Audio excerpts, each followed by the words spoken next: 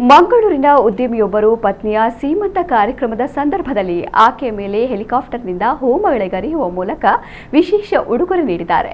ಮಂಗಳೂರು ನಗರ ಹೊರವಲಯದ ಅಡ್ಯಾರ್ ಗಾರ್ಡನ್ನಲ್ಲಿ ಉದ್ಯಮಿ ಪ್ರಕಾಶ್ ಕುಂಪಲ ಅವರ ಪತ್ನಿ ಅರ್ಪಿತಾ ಅವರ ಸೀಮಂತ ಸಮಾರಂಭ ಗುರುವಾರ ಏರ್ಪಾಡಾಗಿತ್ತು. ಈ ಸಮಾರಂಭಕ್ಕೆ ಬಂದವರಿಗೆಲ್ಲ ಅಚ್ಚರಿ ಕಾದಿತ್ತು. ಸೀಮಂತದ ಶಾಸ್ತ್ರಗಳು ನಡೆದ ಬಳಿಕ ಆಕಾಶದಲ್ಲಿ ದಿಢೀರ್ ಹೆಲಿಕಾಪ್ಟರ್ ಕಾಣಿಸಿಕೊಂಡಿತು. ನೋಡ್ತಾ ಇದ್ದಂತೆ ಆ ಹೆಲಿಕಾಪ್ಟರ್ನಿಂದ ಅರ್ಪಿತಾ ಅವರ ಮೇಲೆ ಹೂಮಳೆ ಸುರಿಸಲಾಯಿತು.